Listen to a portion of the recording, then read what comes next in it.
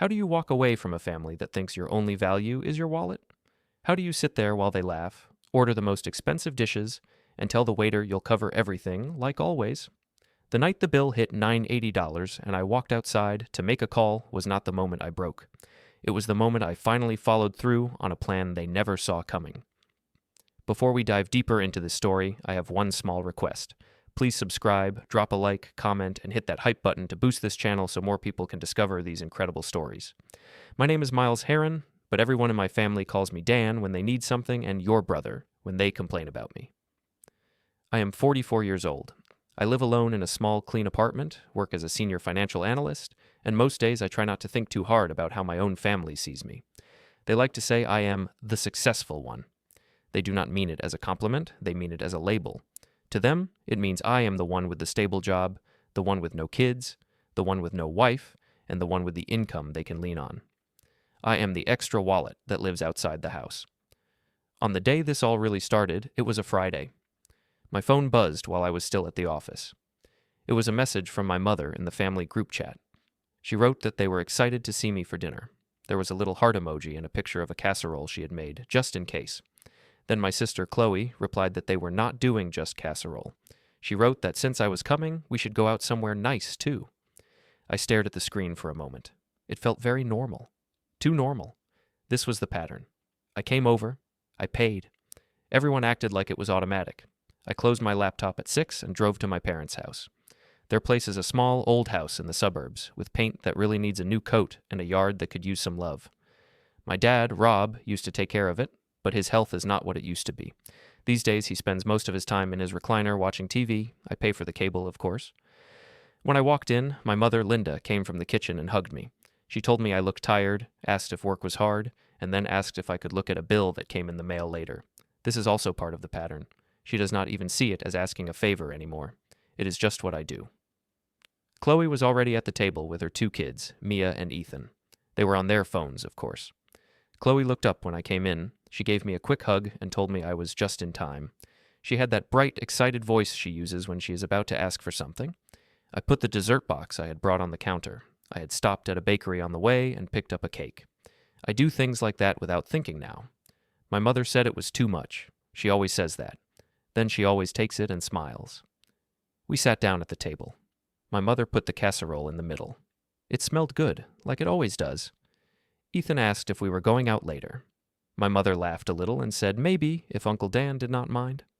Ethan nodded, like that made perfect sense. Chloe started talking about a new restaurant she had heard about.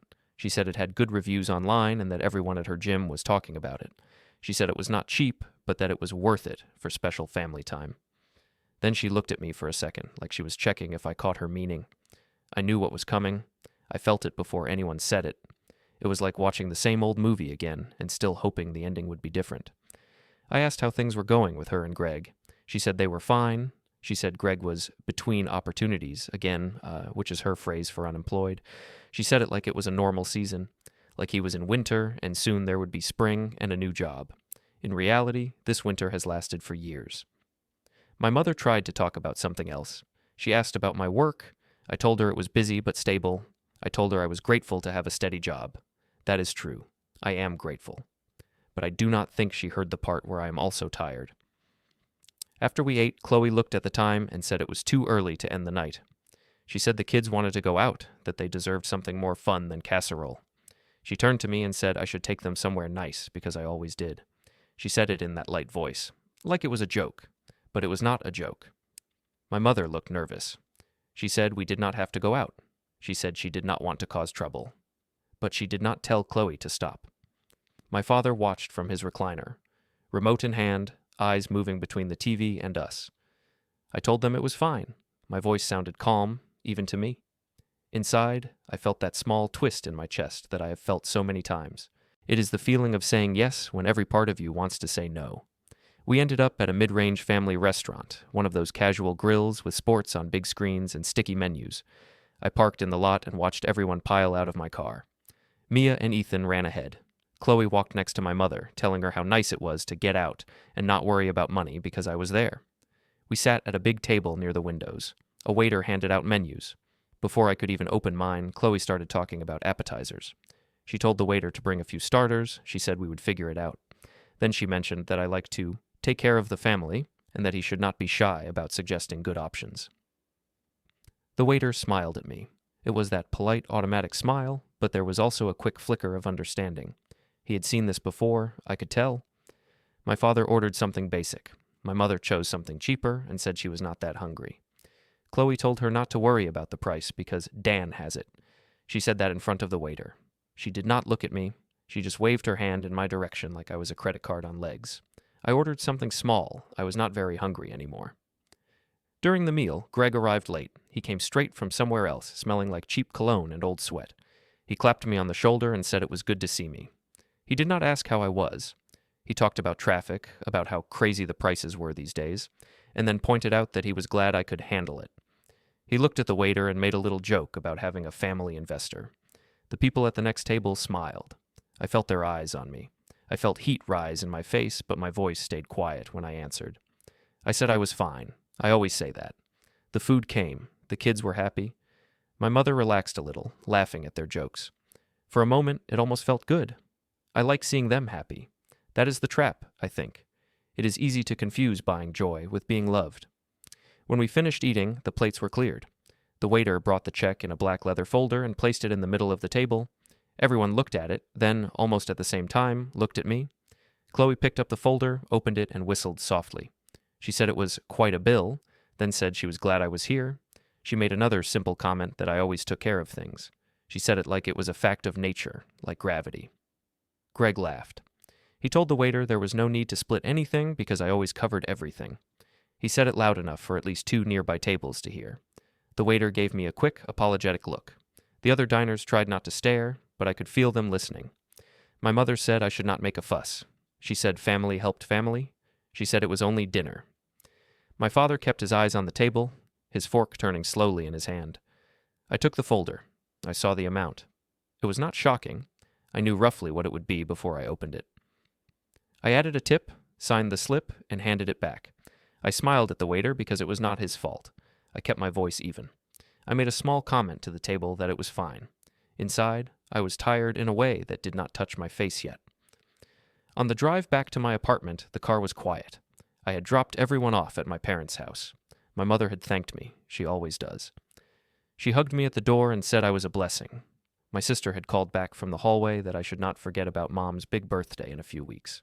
That we should do something really special. She did not say who would pay. She did not have to. When I got home, I placed my keys in the bowl by the door and sat on the edge of my couch without turning on the lights.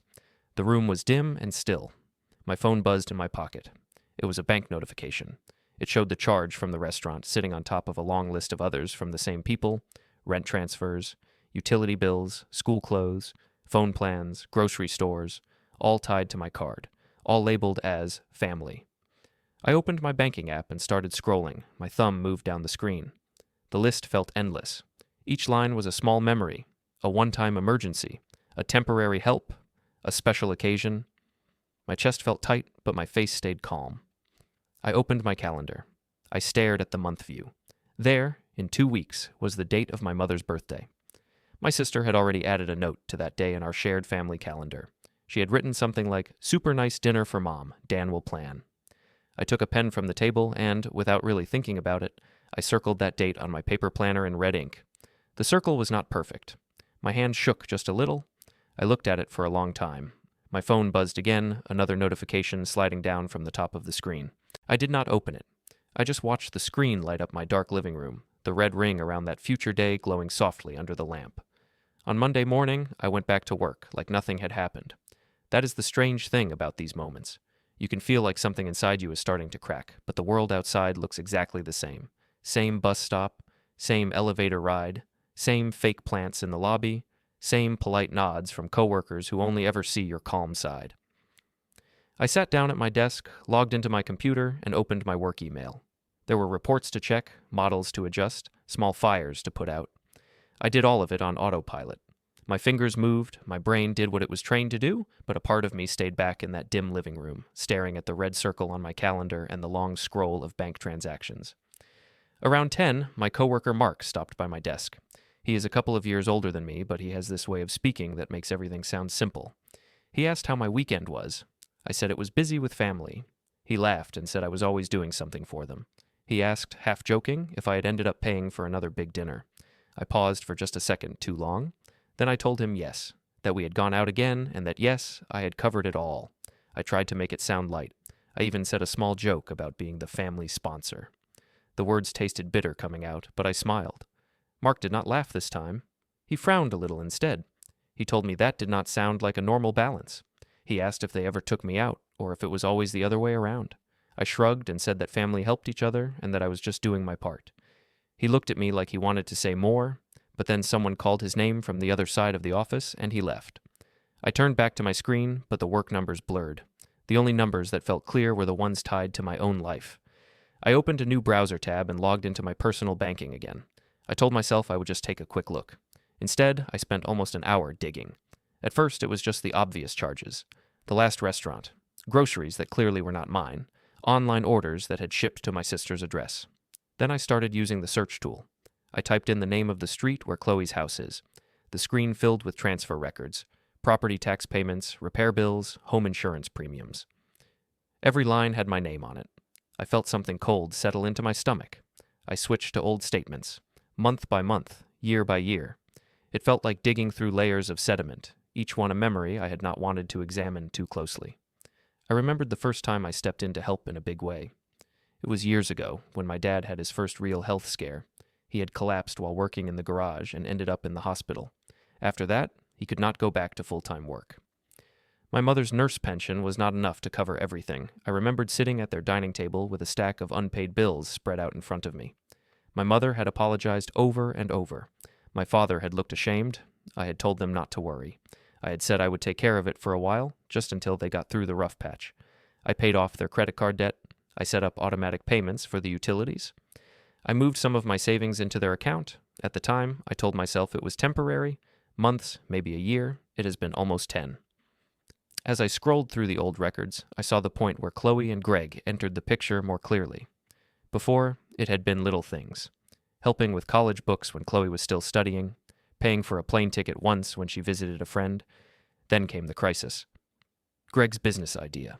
He had come to me with big eyes and big promises. He said he had an opportunity that would change everything for his family.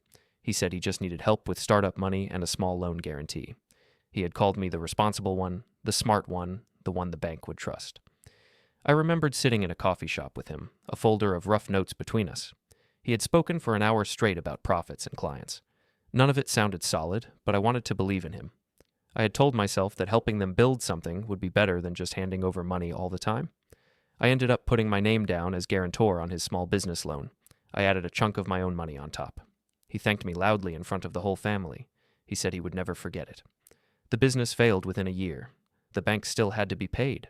I was the one with the stable job, the one who could not simply vanish. I took on the payments. Greg went between opportunities again. The family stopped mentioning the business at all, like it had never happened. I rubbed my eyes and leaned back from my monitor. My chest felt tight again. I forced myself to keep going, to scroll further. There it was, the house.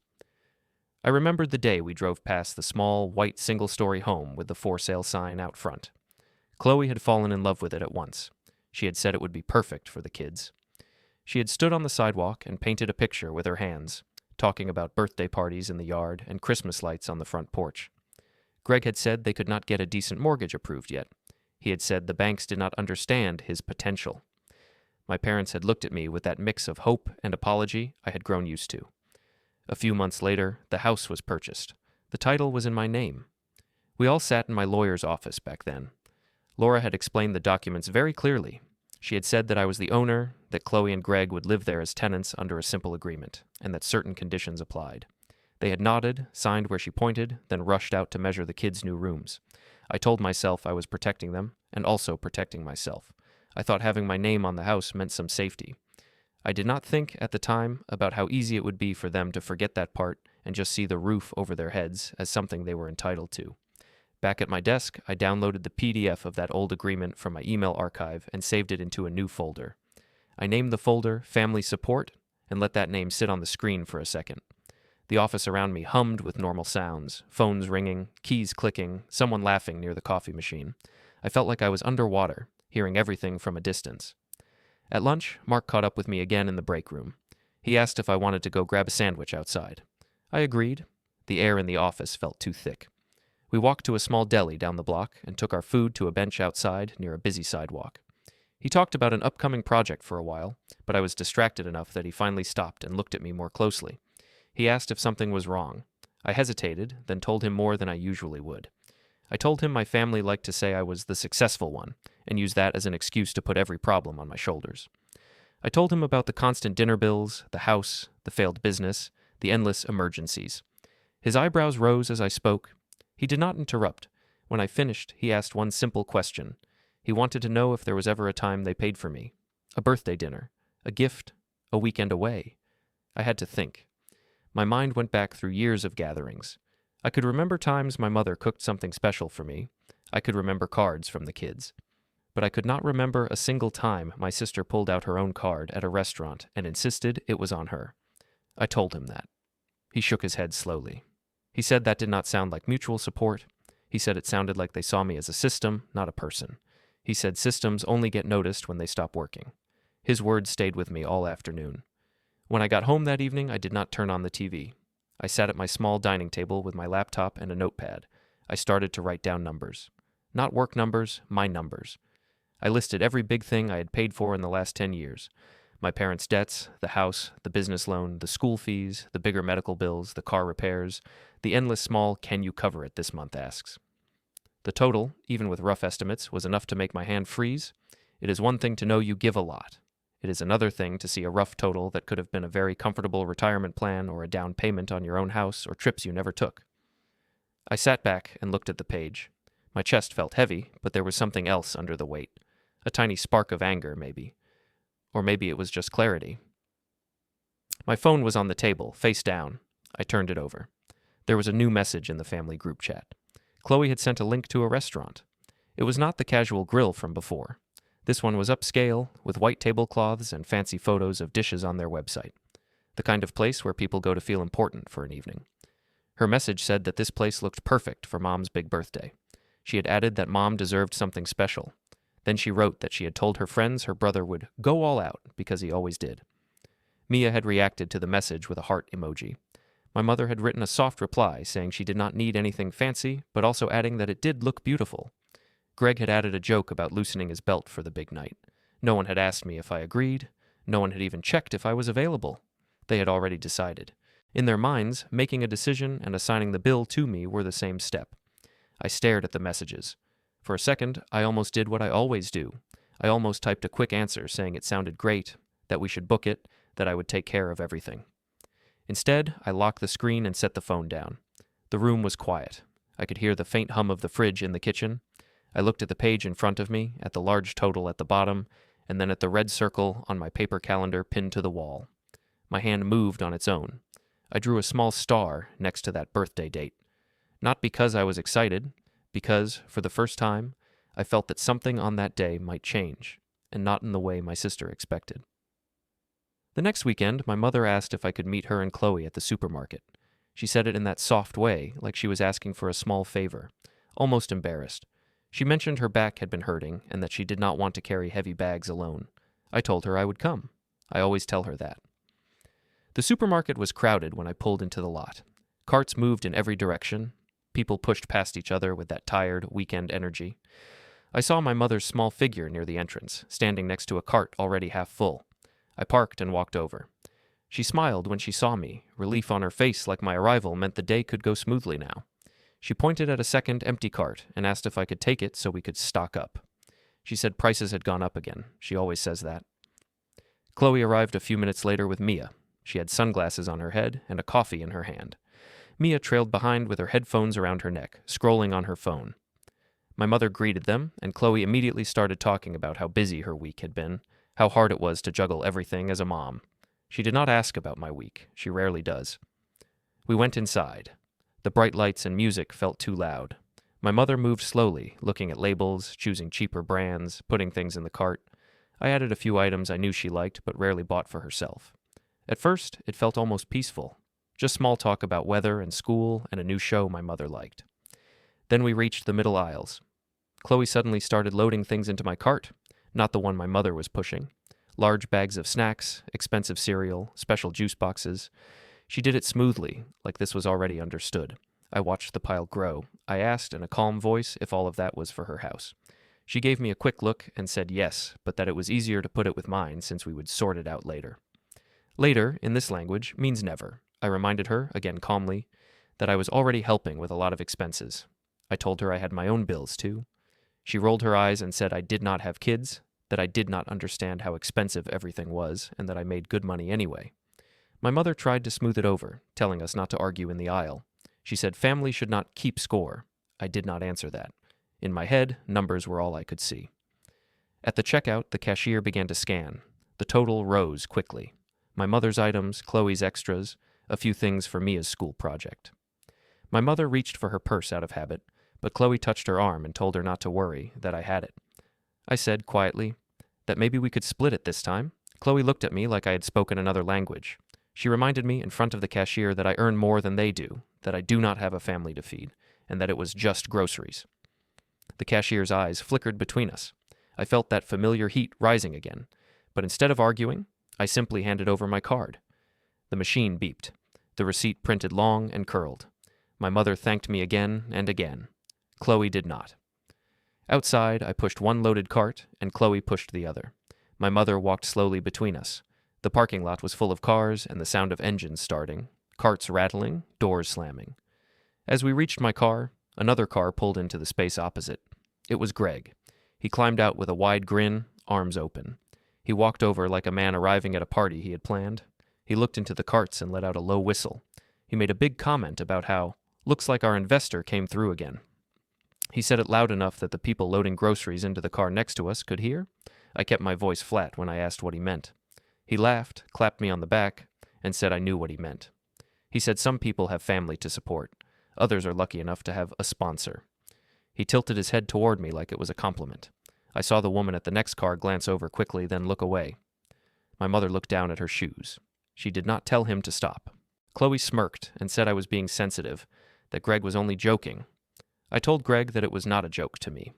I told him I had been helping for a long time and that maybe it was time for them to manage more on their own. I kept my tone controlled, but there was something new in it, something even I could hear. Chloe stiffened. She asked if I was really bringing this up in a parking lot. She said I knew they were struggling. She reminded me again that I had no kids, no wife, no big expenses except rent and my gadgets. She said if I refused to help, I was basically letting my own niece and nephew suffer. My mother reached for my arm and asked us not to fight. She said we could talk about it later. She said I had a good heart and that I knew they depended on me. Mia had been standing near the trunk, holding a bag of groceries. She had her headphones around her neck now, listening. Her face was neutral, but her eyes were sharp. She suddenly asked in a small, clear voice, why I did not just say no if it bothered me that much. She said it like she was honestly confused, not trying to be cruel. She asked why I kept paying and then getting quiet about it later. Her words cut through everything else. There was no anger in them, just a simple question. But hearing it said out loud, from her, made something inside me shift. She was not blaming me or defending her parents. She was just pointing at the gap between my actions and my feelings. I did not know what to answer. I told her we would talk another time. She shrugged and put the bag in the trunk. We loaded the groceries. I drove my mother home. Chloe and Greg took their own car. The ride with my mother was quiet. She thanked me again for the help. She said she did not know what they would do without me. She said it like a blessing and a curse at the same time. When I dropped her off, she hugged me and asked me not to be too hard on Chloe. She said Chloe had a lot on her plate, that Greg was trying, and that the kids needed stability. I nodded and said I understood. I did not trust myself to say more. Instead of driving straight back to my apartment, I pulled into a small park a few blocks away. It was a place I sometimes stopped when work had been heavy. There were a few bare trees, a path circling a small patch of grass, and several benches facing the street. I parked, turned off the engine, and just sat there with my hands on the steering wheel for a minute. Then I got out and sat on a bench. It was a cool afternoon. People walked dogs. A jogger passed by with headphones on. Somewhere a kid was laughing. Normal life sounds. In my head, I heard Mia's question again. Why didn't you just say no? I thought about all the reasons I had never done it. Because my father got sick, and I felt like I owed them for everything they had done when I was younger. Because I was the one who left home first and got a stable job. Because I did not want my mother to worry. because I was afraid of being called selfish, because it was easier to pay than to fight, because part of me, ugly as it is to admit, liked feeling needed. I watched cars go by on the street. I took a slow breath and tried to look at my life like one of the financial models I built at work. Inputs, outputs, flows, risk, reward. It was simple there, cold but simple. In that model, one fact stood out. I was the only one who could change this. Not by hoping they woke up, not by hoping they read my mind, but by changing what I allowed. I listed, in my head, what I actually controlled. I controlled my own bank accounts. I controlled which transfers went out and which did not. I controlled the title of the house Chloe and Greg lived in. It was in my name. I controlled the agreement they had signed years ago in Laura's office. I controlled my future savings, my retirement, my time. They could yell, guilt, cry, joke, insult, but they could not log into my accounts. They could not sign my name. They could not force me to say yes. I realized that for years I had told myself I had no choice. That word had become a habit, but it was not true. I did have choices. I just did not like the short-term pain those choices would bring. The clarity did not feel like anger. It felt like a light turning on in a room I had left dark on purpose. People often imagine a breaking point as a big, loud moment. For me, it was a quiet click inside my chest, a simple sentence forming in my mind. I am done living like this. I sat on that bench until my legs felt stiff. The sky started to turn softer, the light shifting toward evening. I pulled out my phone and scrolled through my contacts. My thumb hovered over a name I had not called in a while. Laura, attorney. I remembered the day we signed the house papers in her office, her clear voice explaining what was in the documents, the way she had looked at me afterward and told me to be careful about becoming everyone's solution all the time. Back then, I had laughed and brushed it off. I stared at her name on the screen. I thought about the red circle on my calendar. I thought about the long list of transactions I had scrolled through. I thought about my mother's quiet fear and my sister's loud entitlement and my niece's simple, honest question. For the first time in years, I did not push those thoughts away. I let them line up in front of me, and then I made a decision. I pressed the call button. Laura picked up on the second ring. Her voice sounded exactly the same as I remembered from years ago. Calm, steady, a little amused at the world. I told her who it was, and there was a brief pause while she pulled the name up in her mind. Then she said she remembered me, the house, my parents, the big brother with the open wallet. She asked how I was.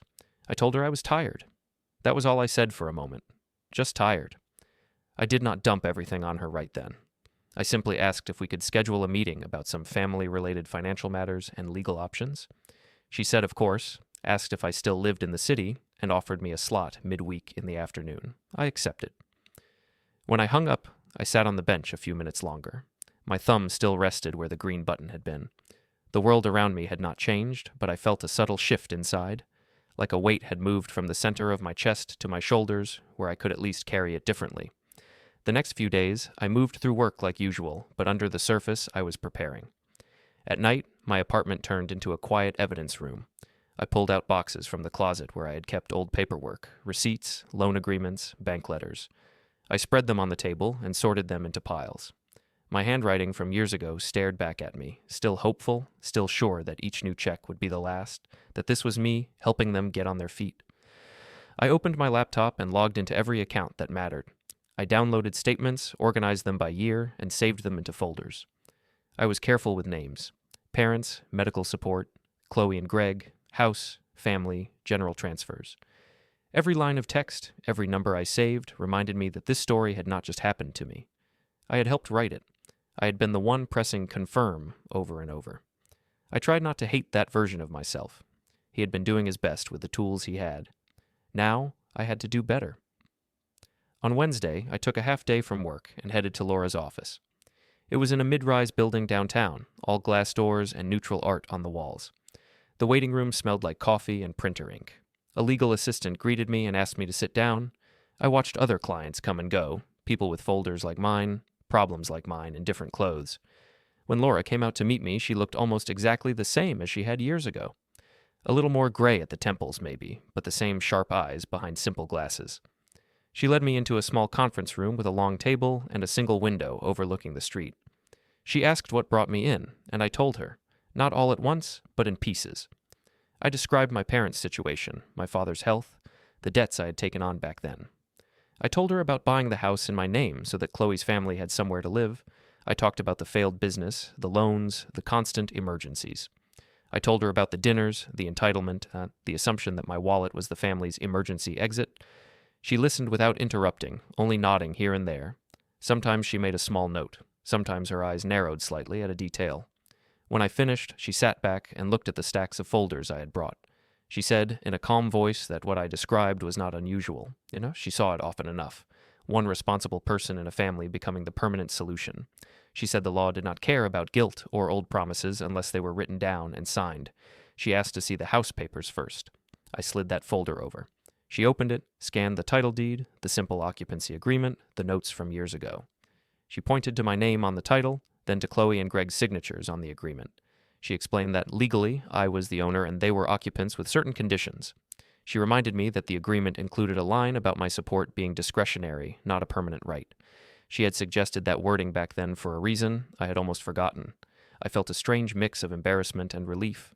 Embarrassment that I had not remembered my own documents. Relief that I had not been as careless as I feared. We went through other folders. She made a list of the major transfers and ongoing supports, marking which ones were formal and which were informal. The business loan guarantee. The regular rent-size transfers I made to my parents. The extra money that flowed, undocumented, toward Chloe and Greg every month. She asked what I wanted. It was a simple question, but I had to sit with it. For years, what I wanted did not matter. It was always what they needed. I told her I wanted two things. First, to protect my parents so they would not suddenly be left with nothing. Second, to stop being an open tap for my sister's household. I said I did not want revenge. I wanted a boundary that actually held. She nodded and said that was reasonable. She outlined a few options in careful, plain language. She talked about putting my parents' support into a more structured form, maybe a separate account with clear rules so it would not mix with money going to Chloe. She talked about adjusting arrangements with the house, such as formalizing rent if they wanted to stay, or giving them notice if they refused. She did not tell me what to do. She just laid out what I could do. It felt like someone had finally turned on the light over a map I had been staring at in the dark. Before I left, I gave her permission to request any needed records from the bank and to draft some documents based on our talk. She said she would prepare the basics and that we could adjust after I had time to think. We agreed to stay in touch by email for now. On my way out of the building, I passed a large window looking down at the street. People walked quickly, holding briefcases and coffee cups. I caught my own reflection in the glass. Same face, same tired eyes. But my shoulders were a little straighter. The next stop was the bank. I had made an appointment with an advisor there, too. He led me to a small desk in a quiet corner with a computer and a partition that gave us some privacy. I told him I wanted to review a few accounts and make some changes. We looked at the automatic transfers I had been sending for years, a set amount each month to my parents, a less formal, often larger amount to my sister and Greg. The advisor raised his brow slightly when he saw how long it had been going on. I told him I wanted to stop the transfers to Chloe's household entirely. I said any future support for the kids should not pass through their parents. He suggested setting up a special savings account or education fund in the children's names that I would control until they were older. That way, I could still help them without funding their parents' lifestyle. We set it up together. He explained how it would work, when they could access it, and what I could do to protect it. I signed the forms, feeling each stroke of the pen as another small movement away from my old role. Then we talked about the loan guarantee I had signed for Greg's failed business. The advisor told me that, because I had stepped in to cover it, my obligations there were ending soon. He suggested that, when the term expired, I make sure not to sign anything similar again. I told him I had learned that lesson. When I left the bank, the sky was bright, but the air felt cooler. I stopped at a small coffee shop near my office to clear my head. The place had big windows and simple tables, the kind of place where people worked on laptops and pretended it was an office. I was halfway through my drink when Mark walked in. He spotted me, looked surprised, then came over and asked if he could sit. I nodded. He asked how my half-day had gone. I told him I had met with a lawyer and the bank. I did not give him all the details, but I told him the main point. I was changing how I handled my family's needs. I was going to put real limits in place. He looked relieved for me. He said what I had been doing was not normal, that normal families did not automatically send one person the bill every time they wanted to feel comfortable. He reminded me that being single did not mean my life was less valuable or my money less mine. He also warned me that my family would probably not take it well at first. People who are used to a pattern do not like it when that pattern breaks. They see it as an attack, even when it is simply someone reclaiming their own space. I knew he was right. I thanked him anyway for saying it. That night, back in my apartment, I scanned the rest of the documents I had not finished. Medical bills, old letters, copies of texts where my sister had written, in cheerful language, that, of course, I would take care of something. I dragged files into folders, labeled them, and backed them up. I did not know yet exactly how I would present any of this. I just knew I wanted it to be orderly when the time came. Days began to pass in a strangely calm rhythm. On the outside, nothing had changed. My mother still called to ask if I could look over a bill. My father still watched his shows. Chloe still sent links in the group chat to things she wanted or events she wanted us to attend. The difference was underneath. I had started saying no. Not loud, dramatic refusals. Just simple, clear replies. When Chloe asked if I could help cover a new tablet for Mia because her old one was outdated, I told her I could not do that right now. When Greg hinted that his car needed repair and that he was a bit short, I told him I was focusing on my own finances for a while. The silence after those messages was telling. Then came the guilt. Chloe wrote long texts about how hard things were, how much stress she was under, how I was lucky to only worry about myself. I read them all, then replied with brief, neutral messages. I did not argue, I did not explain my meetings or my new accounts. I simply did not step in. Each time it hurt a little less. One evening, after a long day at work, I sat on my couch and checked my phone. There was a new notification from the family group chat. Chloe had sent a screenshot from a reservation confirmation page. The upscale restaurant she had picked for my mother's birthday was now officially booked. She wrote that we were all set for that night, that she had told the restaurant our brother would be treating the family, and that everyone should come hungry and ready to order whatever they felt like, because I always made it a special occasion. My mother replied with a few shy messages saying she did not need anything big, but also that she appreciated the effort. Mia sent a happy emoji. Greg wrote something about finally trying the most expensive steak on the menu. They still believed nothing had changed, that I would just fold like always. I looked at the confirmation time, at the date circled in red on my calendar.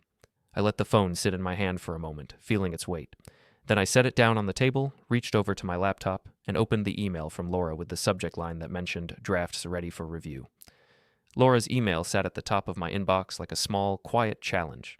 The subject line mentioned drafts for review. Under it were a few lines about how we could adjust anything that did not feel right yet. There were attachments with long, formal names. I clicked one and watched the PDF icon spin open. The document filled my screen. I saw my name in the first lines, my parents' names, my sister's name. There were paragraphs, sections, dates. I did not read every word in that moment. I did not need to. What I needed to feel was that there was structure now, not chaos. There were lines where before there had only been feelings. I scrolled slowly just to see the shape of it. There were clear headings, there were spaces for signatures, there were polite, firm words that said things I had never dared to say out loud. For years, all my agreements with my family were verbal and messy. They were late-night calls and rushed promises. This was different. The screen felt cold, but in a good way. It did not care about guilt. It only cared about facts. I closed the window before I could start overthinking. I replied to Laura that the drafts looked fine to me, that I trusted her judgment, and that I wanted to move forward. She wrote back quickly, saying we could meet briefly before my mother's birthday dinner to sign the necessary papers and that she would have everything ready. The days leading up to the dinner moved slowly and quickly at the same time. On the surface, life went on as normal. I went to work, answered emails, sat in meetings. At my parents' house, they talked about the upcoming birthday in the family group chat. My mother worried about what to wear. Chloe talked about the restaurant's menu and told everyone they should not eat much that day so they could really enjoy it. Greg made comments about trying the sort of wine he had only seen in movies. Underneath all of that, a different kind of preparation was happening. One evening, my mother called and asked if I could come by the house a few days before the dinner. She said Chloe wanted to talk about plans, that it would be good if we could all be on the same page. Her voice had that small tension in it. I knew she was worried about something, even if she did not say it. I drove over after work. The sun was low, casting long shadows on the street. When I came in, my father was in his chair, watching some show with the volume low. He nodded at me, then went back to the screen. My mother led me into the living room. Chloe was already there, sitting on the old sofa with her legs crossed, scrolling on her phone. She looked up when I came in and gave me a smile that did not reach her eyes. She started talking right away. She said she knew things had been a bit tense lately. She mentioned the few times I had said no to her in the last weeks, the tablet, the car, and said she understood that I might feel pressed sometimes. She did not apologize. Instead, she moved quickly to the main point. our mother's birthday. She reminded me in a serious tone that this birthday was important. She said Mom had sacrificed a lot, that she deserved a night where she felt completely special. She said it would break Mom's heart if there were arguments or awkwardness about money at the table. My mother sat next to her, hands clasped together. She said quietly that she did not need anything huge, but that she did not want to see her children fighting. She asked me to please not make a scene. She said she knew I had concerns, but begged me to keep them aside for one night. My father spoke then, his eyes still on the TV. He said that I had always been good to them. He said he did not like being a burden, but that he did not know how things would have gone without my help. He also said, very softly, that he hoped my sister understood that too. Chloe gave him a quick look and said of course she understood, that they were all grateful to me. Then she turned back to me and added that she just needed me to show up like I always do for the dinner. She said everyone at the restaurant would assume I was taking care of things. She said it would be embarrassing if I did not. There it was, plain on the table. Not just a hope, an expectation. I listened to all of it without interrupting. I heard every word, gratitude mixed with pressure, love mixed with control, fear of embarrassment disguised as concern for our mother's feelings. Then I told them, in a calm voice, that I would be at the dinner. I said I wanted Mom to have a good evening, that I wanted no scenes too. I did not promise anything else. I did not say yes to paying. I did not say no. I simply refused to step into the script they were trying to hand me. Chloe frowned when she realized I was not giving the answer she wanted. She said she hoped I would not do anything dramatic. She warned me again about embarrassing them. She said people would be watching. I only repeated that I would be there and that I loved our mother. That was all. On the way out, my mother walked me to the door. She told me quietly that she knew I had done more than my share. She said she did not always know how to balance her gratitude and her guilt. She placed a hand on my arm and asked me again, almost whispering, not to destroy the night for her. I looked at her and told her she deserved peace. I also told her that peace built on one person's silence does not last. I did not know if she understood what I meant, but she nodded, eyes shiny. The day of the dinner arrived. I worked that morning, but my mind kept drifting. Numbers and charts turned into restaurant tables and heavy bill folders in my head. At noon, I took an early lunch break and walked to Laura's office. The conference room was ready when I arrived. There were a few neat stacks of paper on the table, each with colored tabs and small sticky notes. Laura greeted me and briefly ran through what each set did. I did not need every detail in that moment, but I listened closely enough to know the broad strokes. One stack would shape how my parents received support, in a way that kept it separate from my sister. Another dealt with the house and how Chloe and Greg would live there going forward. There were notices, letters, confirmations. It was all written in careful, neutral language. She pointed to the places where I needed to sign and date. The pen felt heavier than a normal pen. I pressed it to the paper anyway. With each signature, I felt a strange mix of grief and relief. Grief for the old story that was ending. Relief that I was finally taking responsibility for my side of it, not just theirs. We finished, and Laura gathered the signed papers. She said she would send copies and handle the formal delivery where needed. We talked briefly about timing. I did not give her the exact plan for that night, but I told her that soon my family would understand that the old arrangement was over. She nodded and said she was there if I needed further help. From there, I went to the bank one last time. I withdrew some cash, enough to cover my share of a nice dinner with the family, including a good tip. I did not want to leave any space for them to claim I had tried to cheat them. Fair was fair. In the late afternoon, back at my apartment, I sat at my small dining table with my laptop and printer. I drafted a simple letter to my family. It was not legal writing. It was my voice, plain and direct. I wrote that I loved them, that I had helped for many years, but that I was ending open-ended financial support. I wrote that the way I would help from now on would look different. I wrote that I was done being assumed, taken for granted. I did not go into details about accounts or legal phrases in the letter. That part would be clear enough when they saw the other papers. This letter was about the boundary itself. When I finished, I printed it. The sound of the printer filled the room, small mechanical whirs that felt louder than they were. I let the paper slide out onto the tray, warm and smooth. I read it once, silently. Then I folded it and slipped it into an envelope. On the front, I wrote my family's last name. Next, I printed a few key documents Laura had emailed as copies for my own records. I placed them behind the letter, inside another envelope that would stay with me. I did not need all of it at the dinner. I only needed enough to make it clear that this was not a threat or a mood. It was already in motion. I got dressed slowly. I chose a simple shirt and jacket. Nothing flashy, nothing sloppy, just neat. On my wrist, my watch ticked in its usual steady rhythm. I glanced at the time. I would arrive at the restaurant early. The upscale place Chloe had picked was downtown, with high windows, warm lighting, and a polished sign by the door. When I walked in, the air smelled of grilled meat, wine, and something with butter and herbs. A host in a crisp shirt greeted me and asked for the reservation name. I said my mother's name.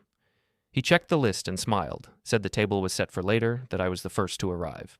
I told him that was fine and asked if I could speak with the manager. The manager came out a moment later. He was a man in his 40s, with a smooth, practiced smile and a pen tucked behind his ear. I explained to him, in a calm, low voice, that there would be a family dinner under my mother's name that evening. I told him the number of people and that I wanted to handle something about the bill before everyone arrived. He listened carefully. I said I wanted to pay in advance for my share of the meal, and I told him I would not be covering the entire table, only my own portion, and that I wanted no confusion at the end of the night. He raised his eyebrows for a second, then nodded. This was not a request he heard every day, but he seemed to understand. We agreed on a reasonable amount for my part, including a generous tip on top. I handed over the cash. He counted it discreetly and placed it in the drawer. Then I gave him the envelope with my family's name on it. I told him that when the bill was brought to the table at the end, I wanted the envelope placed inside the folder with it. I asked if the server could say nothing, just leave it and step back. He looked at the envelope, then at me, and asked if there would be any trouble.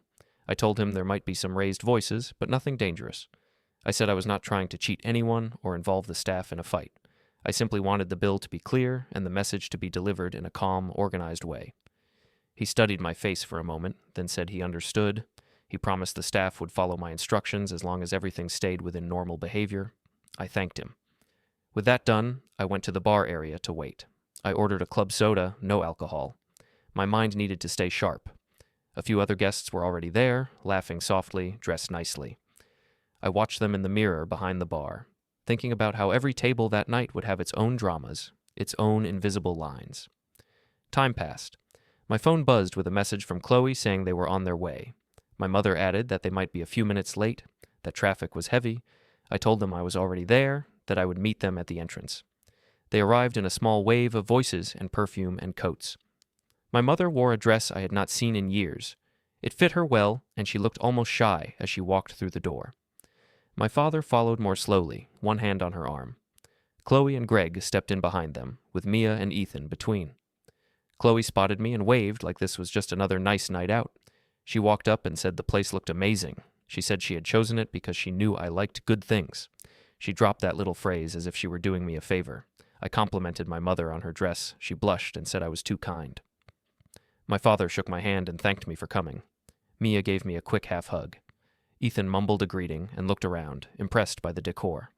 The host led us to a large table near a window, set with white cloth, folded napkins, and shining glasses.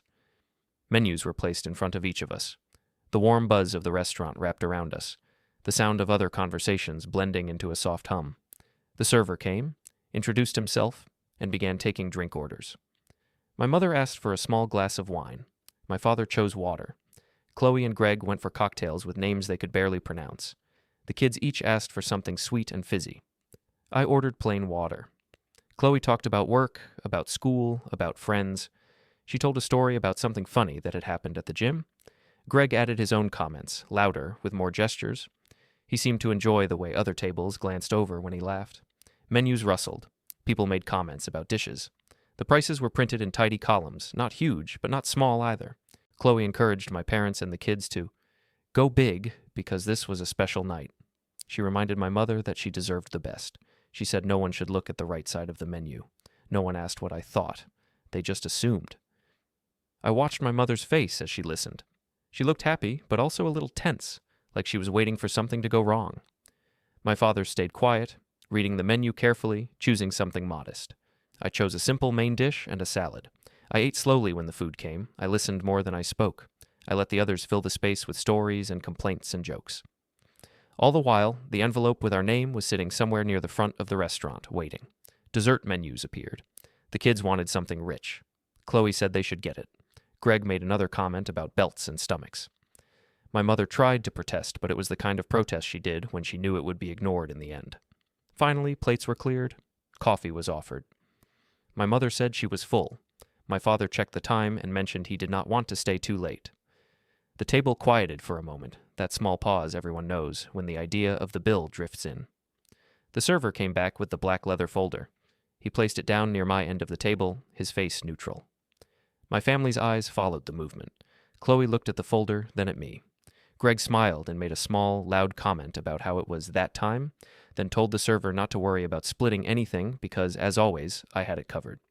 He used that same line he loved so much, the one about how I always paid, how it was basically tradition.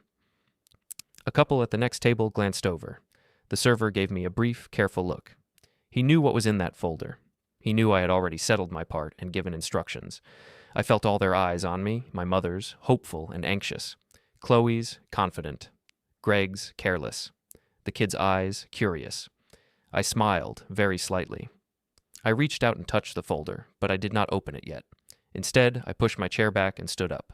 I told them, in an even voice, that I just needed to step outside for a moment to make a quick call. I said I would be back in a minute. Then I turned and walked toward the entrance, feeling the weight of their expectations behind me like a physical thing. I walked past the bar and straight to the host stand. The manager saw me coming and gave a small nod. I asked if everything was set. He said quietly that my payment had been applied to my portion and that the envelope was inside the bill folder, just like I'd asked. That was all I needed. I thanked him, slipped my phone from my pocket, and pushed open the door to the street. Cool air hit my face. Behind me, the restaurant noise swelled for a second as the door swung, then softened when it closed. Inside, they would be expecting me to come back, sit down, open the folder, and do what I always did. Instead, my family opened it without me. Later, I imagined the sequence easily. Chloe seeing the full $980 total, no card slip from me. The envelope with our last name in my handwriting, my letter on top, in plain words, explaining that as of tonight, I was ending all open-ended financial support, that I had already put new arrangements in place for my parents, separate from my sister, that any future help for Mia and Ethan would go directly to them, not through their parents. Behind it, copies of the house agreement they'd signed years ago, reminding them I was the owner, not a silent sponsor. A formal notice converting their stay into a normal lease with real rent and a clear deadline. No threats, just dates and signatures. On the sidewalk, my phone started vibrating. First the family group chat, then Chloe directly, then my mother, then Greg, his messages coming fast and angry. I watched the notifications stack up on the screen, then pressed and held the group chat and hit mute. I blocked Greg. I let my mother's call go to voicemail. Through the big front window, I could see them now. Chloe standing, waving the papers. Greg red-faced, arguing with the server. My mother holding the letter with trembling hands. Other diners staring.